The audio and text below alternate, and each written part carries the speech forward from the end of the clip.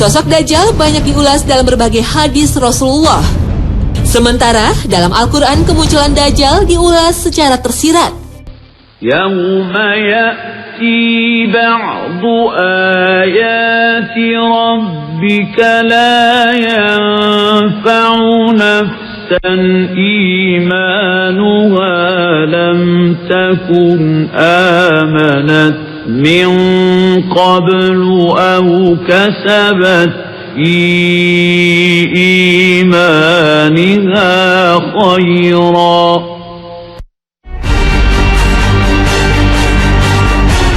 Secara fisik, Dajjal adalah seseorang dari bangsa manusia yang matanya buta sebelah, tapi memiliki ciri khusus. Pada dahinya tertulis sebuah kalimat dalam huruf Arab, yaitu kafaro, yang berarti kafir. Namun tulisan ini tak bisa dibaca oleh semua umat manusia. Hanya kaum yang beriman sajalah yang mampu membacanya.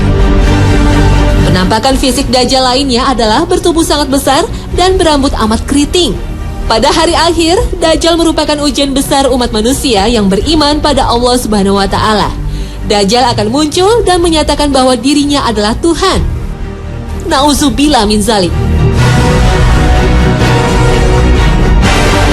Dajjal akan tinggal di muka bumi selama 40 hari.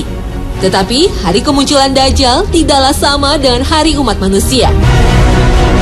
Hari pertama kemunculan Dajjal akan berlangsung selama 1 tahun. Sedangkan hari kedua akan berlangsung selama sebulan. Hari ketiga lamanya seminggu, dan hari keempat serta seterusnya berlangsung selama 24 jam.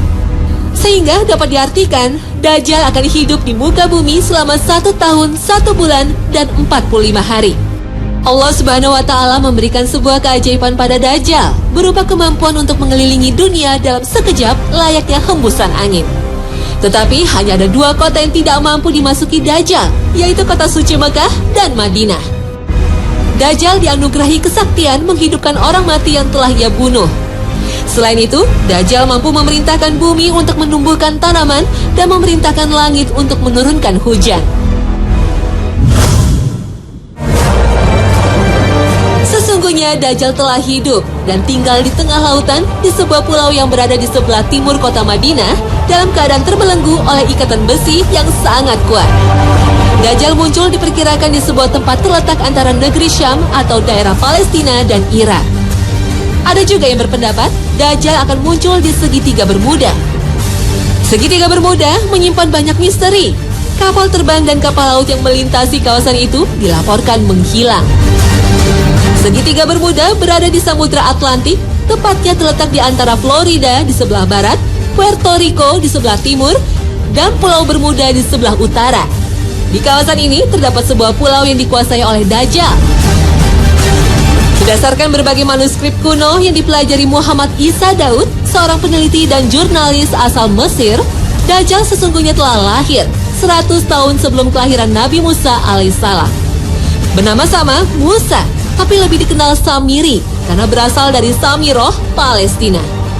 Samiri adalah Dajjal yang akan muncul pada akhir zaman. Samiri terlahir dari perkawinan sedarah, sehingga lahir dengan kondisi fisik cacat, sebelah matanya buta, dan lumpuh. Orang tua Samiri adalah penyembah patung sapi.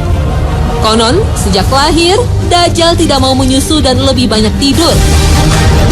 Saat negeri Samira dilanda bencana tsunami, Samiri terapung di laut dan terhempas di sebuah pulau terpencil.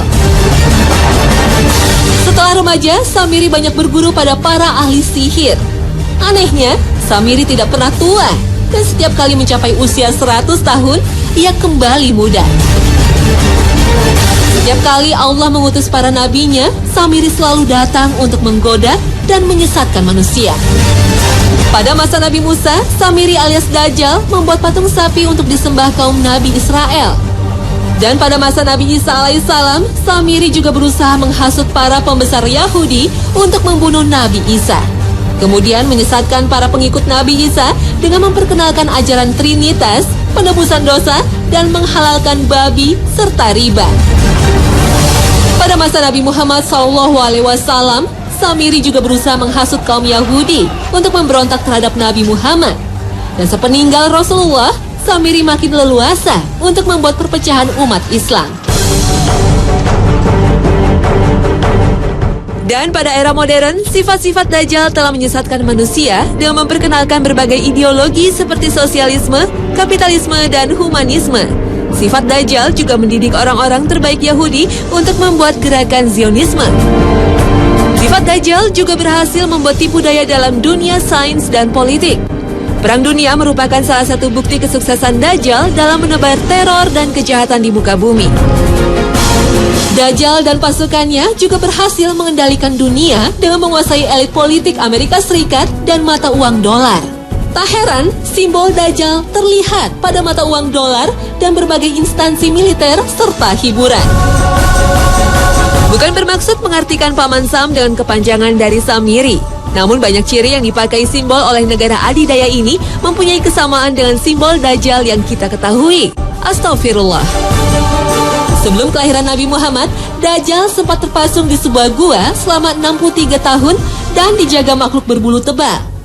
Setelah bebas, ia mengembara dan menyesatkan manusia di berbagai belahan dunia, hingga ia bertemu setan di kawasan segitiga Bermuda.